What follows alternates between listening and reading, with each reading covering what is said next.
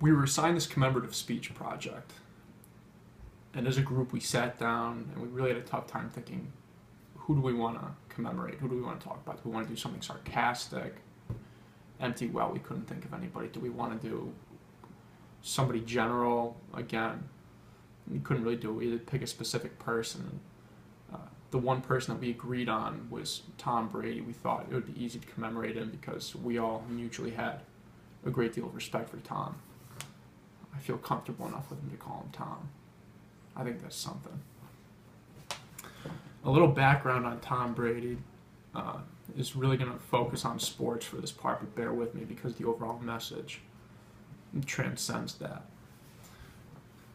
Tom was born in San Francisco where he grew up, which I just think is interesting because typically quarterback prospects out of California don't pan out. They tend to not have much of a work ethic.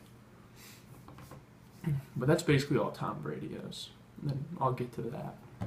Tom would go on to play football at the University of Michigan, which big time, most wins in college football history as a program.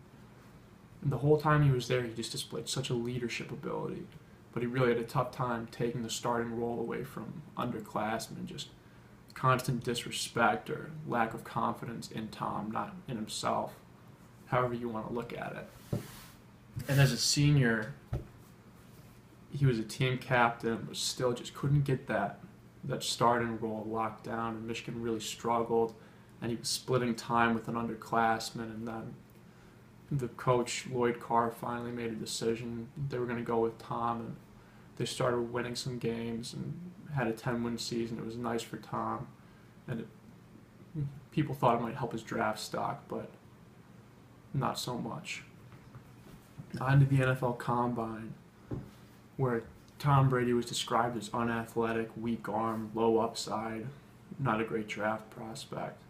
He ended up going with the 199th pick, the 7th quarterback overall, the last quarterback to be drafted in his class by the New England Patriots.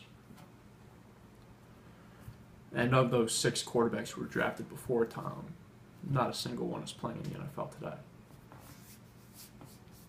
Now, being picked number 199 made Tom somewhat irrelevant, but it didn't faze him. There's a story about Tom Brady that I really like, that he walked into his owner's office. His owner didn't know his face because pick number 199, who cares? Just take somebody off the board. We need a quarterback. Who's left? And Tom walked into his office and he looked his owner in the eyes, and with just all the guts and the confidence in the world, he stuck his hand out. He said, "Hello, Mr. Kraft. My name is Tom Brady, and I'm the greatest decision that this franchise has ever made." And if you just think about how poorly that could go, as a first impression, it just comes off as such confidence. But, I mean, you set the bar at the ceiling. There's no higher you can go. All you can do is achieve or massively underachieve, and it just didn't fear Tom, and I really think you have to respect that. So he was the second string quarterback for the Patriots for a little while, and the quarterback who was ahead of him, Drew Bledsoe, went down with an injury right before the playoffs. And that's all Tom needed. Tom got on the field, he took the opportunity, he took the starting job from Drew Bledsoe, and he never gave it back. He would go on to win a Super Bowl. I think his first year as a starter, he would go on to win 2 more Super Bowls within 5 years, being Super Bowl MVP of all 3 of those games. And this kid from out of nowhere with a poor arm and poor upside and poor athleticism is one of the best football players in the NFL.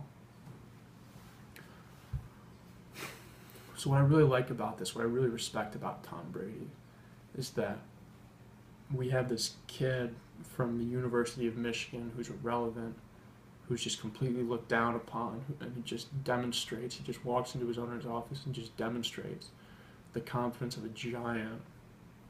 And now we have the other side, the successful 3-time Super Bowl champion, 3-time Super Bowl MVP, Tom Brady. And he's the same guy. It's not arrogance, it's not cockiness, whatever you might want to call it. Tom is still hungry.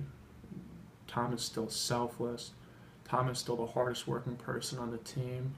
In the preseason, if you watch ESPN, all you hear about is how Tom's forcing his receivers to stay late, his running backs to run routes. He wants it more than anybody else, and that's why he is who he is. And I think that lack of complacency is so rare in a person that we should all strive to be a little more resilient and a little more passionate. And when we do have something, to not be content with it and to keep on reaching, keep on working, keep on trying to get better. And a lot of athletes, they make it to the top of their game and they're really about themselves. And I think one of the best stories about Tom Brady, that just shows that he's in a class of his own is a couple of years ago, he took a 50% pay cut. And he didn't have to do this, because if you're the best quarterback in the league, if you're the best player in your position, you'll see it. The guys want to be paid like it. It's ego. But Tom said, I want to win. If I take less money, we can sign better players, we can get me more help, I can look better, the team can look better, and we can win. And people might say that he's in a down stretch, he hasn't won the Super Bowl in however many years it's been. It hasn't been that many, but relatively. But it's amazing that his entire franchise has changed in his tenure as a New England Patriot, and the only thing that has stayed consistent is he's been on the team, and the team has won their conference for the last 10 years, which is unfathomable in the NFL.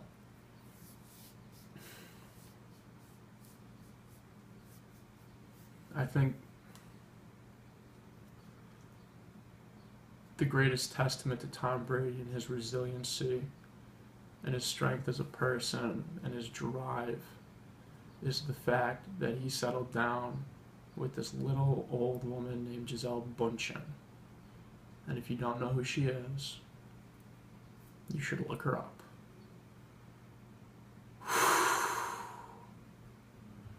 She is something else, and the guy is still grounded. The guy is the second coming as far as I'm concerned, and the thing that impresses me most is that he still acts like he's a normal guy. Thank you.